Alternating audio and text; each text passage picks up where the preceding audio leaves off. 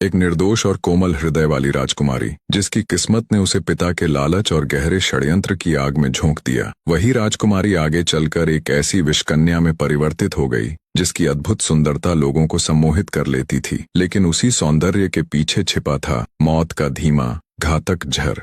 अब प्रश्न यह था, क्या धर्म, न्याय और विवेक के प्रतीक राजा सत्यवीर उसकी चालाक मुस्कान के पीछे छिपे षड्यंत्र को समझ पाएंगे, या फिर उसका शांत, समृद्ध और संगीत सा मधुर राज्य दुष्ट और कुटिल राजा रक्तानंद की भयानक साजिश का शिकार हो जाएगा? इस रहस्यमयी कथा का सत्य जानने के लिए अंत तक बने रहना अनिवार्य है। बहुत समय पहले की बात है। एक हरा भरा, समृद्ध और सुख शांति से भरा राज्य था, जहाँ का राजा सत्यवीर अपने नाम की ही तरह सत्य, वीरता और करुणा का प्रतीक था। वह न केवल सिंहासन पर बैठा शासक था, बल्कि अपनी प्रजा के लिए एक पिता समान था।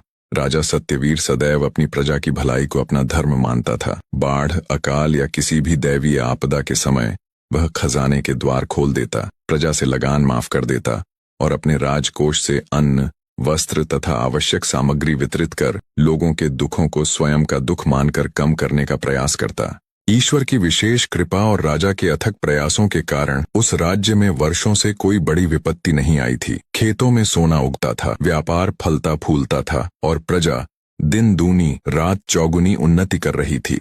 राजा सत्यवीर का एक और अद्भुत गुण था। वह अत्यंत बुद्धिमान, ज्ञानी और साधु संतों का सच्चा सम्मान करने वाला था। वह उनके आश्रमों की सुख सुविधाओं का पूरा ध्यान रखता और उन्हें राज्य का अभिन्न अंग मानता था।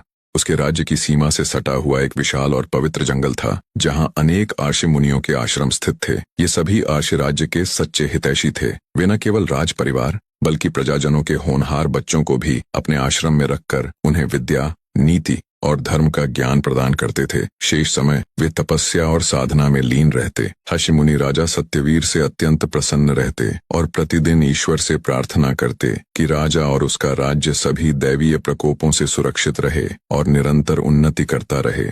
लेकिन शांति के इस उजले चित्र के पास ही अंधकार से भरा एक दूसरा राज्य भी था। उस राज्य का राजा था रक्तानंद। रक्तानंद अत्यंत क्रूर, कपटी और अत्याचारी था। उसके शासन में प्रजा का जीवन नरक से कम नहीं था। महामारी, अकाल या बाढ़ के समय वह सहायता करने की जगह लोगों से पूरा लगान वसूल करता और न दे पाने पर उन्हें कोड़ों से पिटवाता।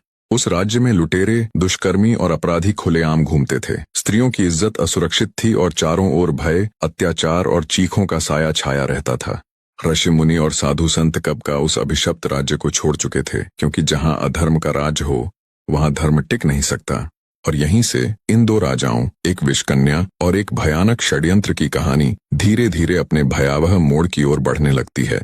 राजा रक्तानंद में सभी दुर्गुण समाये हुए थे। वह हमेशा बीमार और परेशान रहता, किंतु उसकी किसी भी परेशानी की कोई परवाह नहीं थी। उसका मन हमेशा राजा सत्यवीर और उसकी प्रजा की खुशहाली पर टिका रहता। जैसे ही सत्यवीर का राज्य फल फूल रहा होता, रक्तानंद की आंखों में जलन और रूह में कड़वाहट और बढ़ जाती। वह निरंतर ऐसे योजनाएं करता रहता जिनसे सत्यवीर और उसकी प्रजा को कष्ट पहुंचे। कभी वह अपने अपराधी और लोभी लोगों को राजा सत्यवीर के राज्य में भेजकर लूट और चोरी कराता, तो कभी जंगली मवेशियों को उनकी फसलों में छोड़कर विनाश मचवा देता। लेकिन राजा सत्यवीर पर इन सब का कोई प्रभाव नहीं पड़ता था। उसके अपने सैनिक और न्यायप्रिय अधिकारी हमेशा सतर्क रहते। चोरी करने वाले अपराधियों को पकड़कर बंदी गृह में डाल दिया जाता और मवेशियों को सुरक्षित पकड़कर जरूरतमंद लोगों में बांट दिया जाता। ऐसे प्रयास रक्तानंद के लिए हमेशा व्यर्थ सिद्ध होते रहे। एक बार रक्तानंद ने तो यह भी सोचा कि वह सत्यवीर के राज्य पर आक्रमण करे, लेकिन उसकी हिम्मत कभी जुट नहीं पाई। उसकी प्रजा भले डरती थी, लेकिन मन ही मन उससे घृणा करती थी। उसके राज्य के कर्मचारी और सैनिक भी उसके प्रति विश्वास योग्य नहीं थे। यही कारण था कि रक्तानंद ने इस विचार को अपने मन से हमेशा के लिए निकाल दिया। फिर भी राजा सत्यवीर का राज्य हड़पने का विचार उसने कभी नहीं छोड़ा। बस एक उचित और शुभ अवसर का इंतजार रह गया। उधर राजा सत्यवीर बूढ़ा हो चुका था। वह अब राजकाज ठीक तरह से नहीं संभाल पाता था। उसका एक बेटा था, राजकुमार चंद्रकेतु, जिसकी आयु 20 वर्ष की हो चुकी थी। चंद्रकेतु अपने पिता की ही तरह नेक, धर्मप्रिय और परोपकारी था। उसने राज्य के ज्ञानी और धनी ऋषि मुनियों से सभी प्रकार की विद्या अर्जित कर ली थी और अब राज्य संचालन के लिए पूरी तरह सक्षम हो गया था।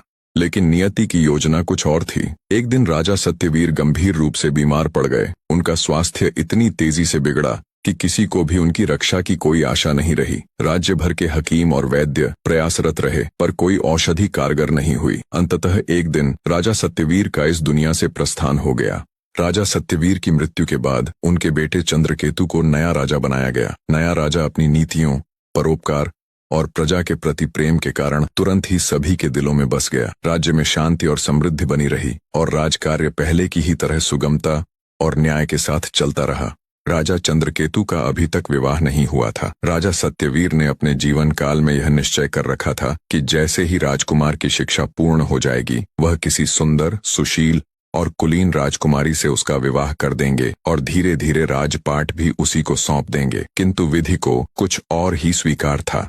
राजकुमार की शिक्षा पूरी होते ही राजा सत्यवीर गंभीर रूप से बीमार पड़ गए। उनकी अवस्था दिन प्रतिदिन बिगड़ती चली गई और कुछ ही समय बाद उनका देहांत हो गया। इस अचानक आई विपत्ति ने पूरे राज्य को शोक में डुबो दिया।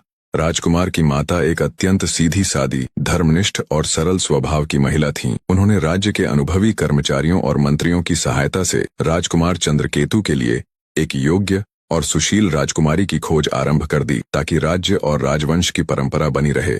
इसी बीच यह समाचार दुष्ट राजा रक्तानंद तक भी पहुंच गया कि नए राजा के विवाह के लिए राजकुमारी की खोज की जा रही है। यह सुनते ही उसके मन में वर्षों से पल रही कुटिल इच्छाएं फिर से जाग उठीं। वह तो ऐसे ही किसी अवसर की प्रतीक्षा में था। रक्तानंद की एकमात्र बेटी थी, अत्यंत सुंदर, कोमल और निष्पाप। राजा ने अपनी बेटी और राजा चंद्रकेतु के विषय में लंबे समय तक मनन किया। उसके विचार धीरे धीरे अंधकार की ओर झुकते चले गए और अंततः उसने एक भयावह और अमानवीय निर्णय ले लिया। उसने निश्चय किया कि वह अपनी ही बेटी को विषकन्या बना देगा। यह निर्णय इतना क्रूर था कि उसने इसे न अपनी रानी को बताया और न ही उस निर्दोष राजकुमारी को, जिसकी किस्मत वह स्वयं अंधकार में धकेलने जा रहा था। दुष्ट राजा ने अपने एक विश्वास पात्र गुप्तचर को बुलाया और उसके साथ गुप्तचर विभाग के प्रमुख से मिलने निकल पड़ा। रक्तानंद का गुप्तचर विभाग प्रमुख एक अत्यंत वृद्ध और रहस्यमयी व्यक्ति था। वह नगर से बाहर घने जंगल में स्थित एक प्राचीन खंडहर के नीचे बने भव्य तहखाने में रहता था। इस खंडहर और उसके नीचे छिपे तहखाने के बारे में राजा रक्तानंद और उसके कुछ चुनिंदा विश्वास पात्रों के अलावा कोई नहीं जानता था। पूरे राज्य में उस खंडहर को एक शापित स्थान माना जाता था। लोगों का विश्वास था कि वहां दुष्ट आत्माओं का वास है, जो जीवित मनुष्यों का रक्त पीती हैं। दिन हो या रात, जो भी व्यक्ति उस खंडहर के पास गया, वह कभी जीवित वापस नहीं लौटा। भय के कारण लोगों ने उस ओर जाना पूरी तरह त्याग दिया था। एक अमावस की रात राजा रक्तानंद अपने विश्वास पात्र गुप्तचर के साथ उस खंडहर के नीचे बने तहखाने में पहुंचा। वहां उसने उस वृद्ध गुप्तचर प्रमुख से भेंट की और अपनी भयानक योजना उसके सामने रखी। रक्तानंद ने कहा, मैं चाहता हूं कि मेरी बेटी को विषकन्या बनाया जाए। इसके बाद मैं राजा चंद्रकेतु के पास जाऊंगा। पहले अपनी पुरानी भूलों के लिए क्षमा याचना करूंगा और फिर अपनी बेटी का विवाह प्रस्ताव उसके सामने रखूंगा। उस अंधेरे तहखाने में यह योजना जन्म ले चुकी थी और अनजाने में एक निर्दोष जीवन को मृत्यु से भी भयानक मार्ग पर धकेला जा चुका था। नया राजा नेक और दयालु है, रक्तानंद ने ठंडी मुस्कान के साथ कहा। वह अवश्य ही मुझे मेरी पुरानी भूलों के लिए क्षमा कर देगा और जब वह मेरी बेटी के रूप सौंदर्य को देखेगा तो निश्चित ही उससे विवाह करने को तैयार हो जाएगा। उसकी आंखों में चमक और स्वर में झर घुला हुआ था। विवाह के बाद मेरी बेटी, जो तब तक एक विषकन्या बन चुकी होगी, उसके साथ पहली ही रात बिताएगी और अगली सुबह नया राजा जीवित नहीं बचेगा। उसी क्षण मैं उसके राज्य पर आक्रमण कर दूंगा और पूरे राज्य को अपने अधीन कर लूंगा। यह भयावह योजना सुनकर गुप्तचर विभाग का वृद्ध प्रमुख सन्न रह गया। उसके भीतर अभी भी थोड़ी सी मानवता शेष थी। कांपते स्वर में उसने राजा को समझाने का प्रयास किया और बोला, महाराज, यह कार्य अत्यंत पापपूर्ण है। अपनी ही बेटी के जीवन को इस प्रकार नष्ट मत कीजिए। ईश्वर भी इस अपराध को कभी क्षमा नहीं करेगा। लेकिन दुष्ट राजा रक्तानंद ने उसकी एक भी बात नहीं सुनी। वह क्रूर और कठोर स्वर में बोला, मेरे राज्य में कोई भी लड़की ऐसी नहीं है जो इस कार्य के योग्य हो, और यदि कोई सुंदर स्त्री मिल भी जाए तो उससे कोई लाभ नहीं। नया राजा किसी साधारण स्त्री से विवाह नहीं करेगा, वह केवल किसी राजकुमारी से ही विवाह करेगा। गुप्तचर प्रमुख ने राजा को अनेक उपाय सुझाए। कभी विनती की, कभी चेतावनी दी, कभी धर्म और कभी अधर्म का भय दिखाया, लेकिन दुष्ट राजा अपनी जिद पर अड़ा रहा। उसकी आंखों में न पिता का स्नेह था, न मन में कोई पश्चाताप। अंततः विवश होकर वृद्ध गुप्तचर प्रमुख को झुकना पड़ा। भारी मन और अपराध बोध से भरे हृदय के साथ उसने राजकुमारी को विषकन्या बनाने की प्रक्रिया के लिए सहमति दे दी। यह सुनकर राजा रक्तानंद संतुष्ट हुआ।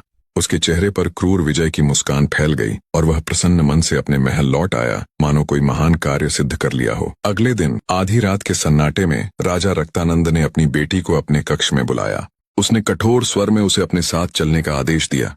राजा ने राजकुमारी को केवल इतना ही बताया कि उसे एक गुप्त स्थान पर ले जाया जा रहा है, जहां उसे कुछ समय तक रहना होगा। उसने झूठी मधुरता के साथ कहा, वहां तुम्हारा एक विशेष उपचार किया जाएगा, इससे तुम्हारे रूप में और अधिक निखार आ जाएगा, तुम पहले से भी अधिक सुंदर बन जाओगी।